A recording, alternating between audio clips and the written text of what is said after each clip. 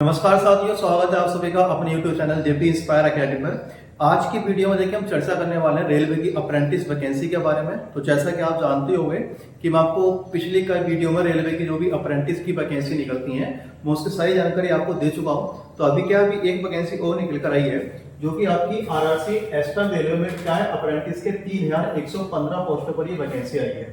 तो जो अप्रेंटिस है उसके बारे में मैं आपको जानकारी पहले भी दे चुका हूं कि अप्रेंटिस होता क्या है और इस पर कैसे कैसे काम करना होता है और इसके बाद इसके क्या बेनिफिट मिलते हैं। तो मैं आपको दोबारा फिर बता देता हूं कि अप्रेंटिस होता क्या है। तो जो अप्रेंटिस है उसमें आपको क्या करना है कि इसमें आपकी ट्रेनिंग होती है।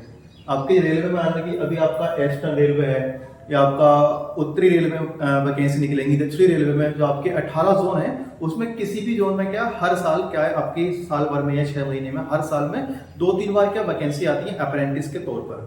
क्योंकि रेलवे में अप्रेंटिस का जो प्रोसेस है ये बहुत पहले से चला आ रहा है। तो अप्रेंटिस के तौर पर जो वैकेंसी आती है तो इस बार जो ईस्टर्न रेलवे में क्या है आपके 3115 पोस्टों पर ये वैकेंसी आई है।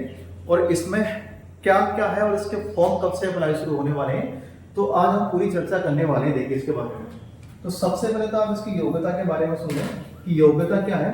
तो योग्यता इसकी 10वीं पास प्लस ITI यहाँ पर मांगी गई है। अब देखिए इस बार क्या परिवर्तन किया गया वो भी मैं आपको बताने वाला हूँ। अगर आप इससे पहले की वैकेंसी देखेंगे तो 10वीं पास और ITI यहाँ पर योग्यता मांगी गई थी, लेकिन इस बार क्या है अगर आपके पास ITI है तब भी ठीक है, लेकिन अगर आपके पास सिर्फ और सिर्फ हाई स्कूल है यानी आपने अगर हाई स्कूल किया है और आपने किसी भी भारत सरकार के द्वारा चलाए गए किसी भी प्रशिक्षण जो ऐसा आपका कौशल विकास केंद्र है अगर वहां से आपने कोई भी ट्रेनिंग ली है या और भी कोई भी अगर कोई भी योजना चल रही है भारत सरकार की और अगर आपने वहां से कोई भी ट्रेनिंग कोर्स किया है 6 महीने का 1 साल का तो वो वहां पर क्या मांगा गया है हाई स्कूल के साथ में। तो ITI है आपके पास तो और अच्छा है क्योंकि अप्रेंटिस के लिए ITI को यहाँ पर मानते हैं, लेकिन इस बार क्या है ITI के स्थान पर एक अन्य क्वालिफिकेशन यानी आपके पास हाई स्कूल है तब भी ठीक है।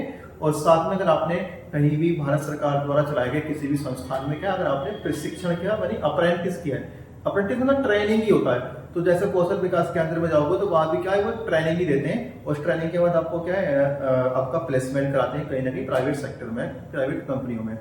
तो अगर आपने वहां पर कोई अप्रेंटिस किया तो आप यहाँ पर क्या उसके लिए एलिजिबल हो। साथ में इसके फॉर्म कब शुरू होने वाले हैं, देखिए इसके फॉर्म जो है आपके 7 जुलाई यानी आज भी क्या है इसके फॉर्म शुरू होने वाले हैं 7 जुलाई 2025। आज दोपहर से इसका लिंक कभी भी एक्टिवेट हो जाएगा। ये ऑफिशियल साइट पर कई दिन पहले आ चुका है, लेकिन इसके फॉर्म क्या 7 जुलाई से होने वाले थे।